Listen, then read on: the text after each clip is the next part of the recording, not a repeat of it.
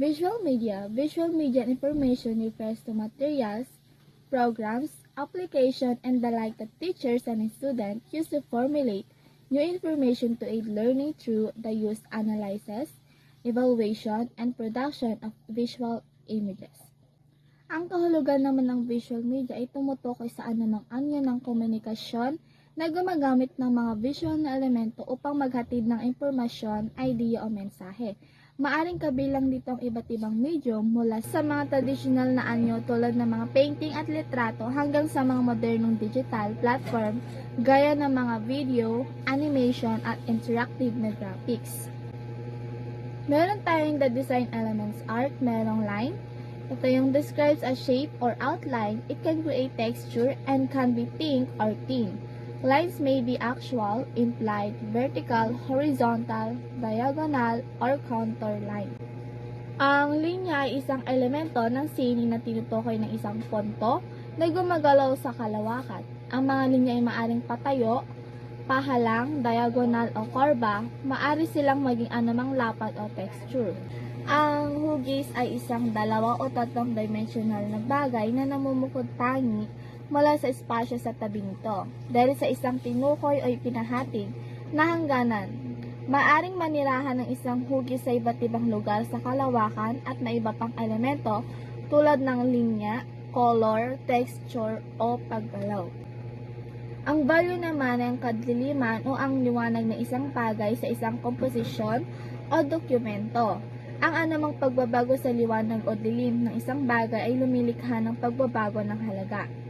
Ang paglilipat na ito ay maaari ding nangyari sa kulay dahil ang anumang kulay ay maaaring manipulahin upang maging mas madilim o mas maliwanag. Tapos, ang texture ay isa sa mga elemento ng disenyo na ginagamit upang kumatawan kung paano lumitaw o nararamdaman ng isang bagay. Ang tactile or texture ay isang physical na pakiramdam ng pagpindot. Ito man ay magaspang, makinis o may rim. So, sa form naman, meron tayong 3 dimensional na sining ay tinukoy bilang sining na may lahat ng sukat ng taas, lapat at lalim. Hindi tulad ng 2D art, ito ay sumasakop sa mas malaking physical na espasyol at maaring tingnan at bigyang kahulugan mula sa lahat ng panig at anggulo. Number 1. Ang mga magkatulad na kulay ay magkatabi sa color wheel. Karaniwang maganda sa ang pinagsamahan ng mga ito at gumagawa ng mga nakakaakit na scheme para sa iyong mga disenyo. Number 2. Ang mga kulay na triadic ay yaong pantay-pantay ang pagitan ng color wheel, gaya ng pag-iisip na tumitingin sa isang equilateral triangle. Ang triangle na may 3 sulok o side at may pare-parehas na sukat.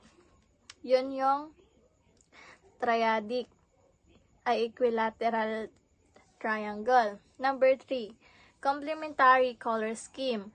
Ang split complementary technique ay kumukuha ng base na kulay at pagkatapos ay ginagamit ang dalawang magkatabing kulay bilang komplemento. Number 4. Ang parehaba o triangle, gamit ang rectangle o tetradic color scheme ay gagamit ka ng 4 na kulay na nakaayos sa dalawang magkatugmang pares, na lumilikha ng mayaman at magagandang kombinasyon. Ang tetradic color, ang isang tetrad ay 4 na kulay. Iyon ay 2 pares ng komplementaryong kombinasyon. Ang mga halimbawa ng tetradic color scheme ay green na may red at blue na may yellow. Ang 4 na napiling shade na konektado ay dapat bumuo ng isang parehaba sa loob ng spectrum na kulay. Hindi kinakailangan isang parisukat. Number 5, ang square. Ang parisukat na kulay na scheme ay katulad ng parihaba. Gayunpaman, sa pagkakataong ito, mayroon kang lahat ng 4 na kulay na pantay-pantay sa paligid ng color wheel. Bilang karagdagan, ang mga prinsipyo daw ng visual na disenyo ay may pantay na kahalagahan din sa pagpapakita ng isang epektibong mensahe. Kasama sa mga prinsipyo ang pagkakapare-pareho ng disenyo, balanse, pagkakatugma, kaibahan, ritmo, pananaw at sentro ng interes.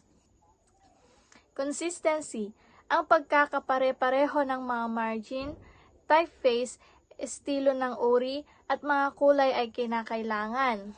Lalo na sa mga slide presentation o mga dokumento na higit sa isang pahina. Center of interest, isang lugar na unang nakakaakit ng pansin sa isang komposisyon. Ang lugar na ito ay mas mahalaga kung ihahambing sa iba pang mga bagay o elemento sa isang komposisyon. Ito ay maaaring sa pamamagitan ng kaibahan ng mga halaga, higit pang mga kulay at pagkakalagay sa format. Harmony. Ito yung pinagsama-sama sa isang komposisyon na magkakaparehas yung unit. Contrast. Offers some change in value, creating a visual discord. In a composition, contrast shows the difference between shapes and can be used as a background to bring objects out and forward in a design. It can also be used to create an area of emphasis. Contrast. Ito naman yung pinapakita niya yung pagkakaiba sa pagitan ng mga hugis at pwede rin siyang gamiting background upang ilabas o ipasa ang mga bagay sa isang design lang. Directional movement. A visual flow through the composition. It can be the suggestion of motion in a design as you move from object to object by way of placement and position. Directional movements. Maaari raw itong maging mungkahi ng paggalaw sa isang design habang lumipat ka object to object. Pattern. A movement in which some elements recur regularly like a dance. It will have a flow of objects that will seem to be like the beat of music. Isa raw na paggalaw or movement na mauulit ng elements gaya na lang daw ng sayaw, magkakaroon daw ito ng daloy na may kumpas ng music.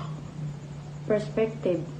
Created through the arrangement of objects in two-dimensional space to look like they appear in real life. Perspective is a learned meaning of the relationship between different objects seen in space. Nilikha daw ito sa pamamagitan ng pagayos ng mga bagay sa isang dimensional para magmukha siyang totoo sa totoong buhay. Study the image below of visual design, principle, and elements. So, andyan yung example. So we have common visual media file types. JPEG format is virtually synonymous with digital. This is owed to the fact that the standards offer what basically is an unlimited color palette. Photographs and graphics that involve gradients or other broad color ranges. Avoid it for logos and line drawing. So sabi dito, ang JPEG format daw ay halos kahulugan lang siya ng digital imaging dahil sa malawak nitong gamit sa mga larawan at graphics. Ang dahilan nito ay ang kakayahan ng JPEG na magbigay ng halos walang limitasyong color palette. Dahil daw dito, mahusay itong gamitin para sa mga litrato at mga graphics na mayroong gradients or malawak na saklaw ng kulay. Pwede raw itong gamitin sa mga picture, ganun. At hindi siya pwede sa mga logo at sa mga may guhit o disenyo na may matatalim sa gilid. So next is the oldest of the three is GIF images have been around since the late 1980s. The compression format is lossless, which means that you can save the file over and over and the quality won't degrade. These are the strong advantages to the standard, as a GIF file takes up significantly less space than an uncompressed image while not sacrificing quality. So, sabi dito, yung GIF daw ay isa raw sa pinakamatandang image formats na ginagamit hanggang ngayon. At ito daw yung nilabas noong 1980s. Isa daw sa mga pangunahing katangian nito ay paggamit ng lossless compression na nangangulang hindi nababawasan ang kalidad ng imahe kahit na ito ay paulit-ulit na isi-save. Sabi din dito, ang GIF file daw ay mas maliit ang laki kumpara sa mga uncompressed na image. Kaya napaka-effective daw nito gamitin para sa mga simple graphics.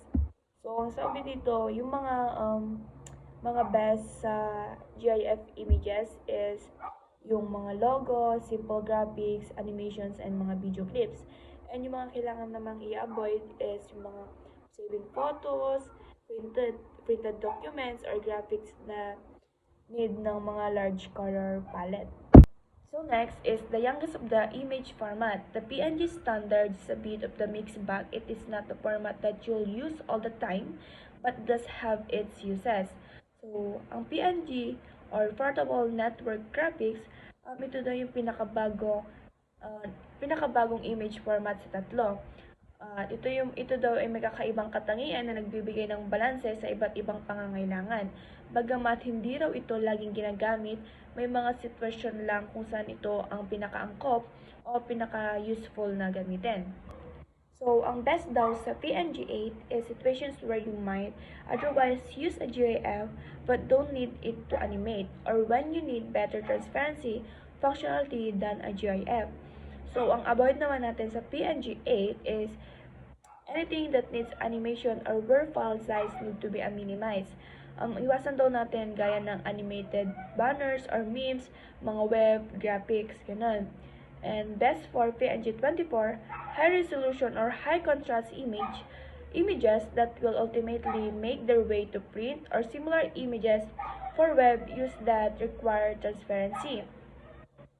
Ang pinakamahusay gamitin para dito ay mga resolution o contrast image dahil kakayahan nito magpakita ng milyon-milyong kulay at magpanatiling matataas na quality ng mga image kahit na sumailalim sila sa compression. Ang avoid naman is photos that will be hosted on the web.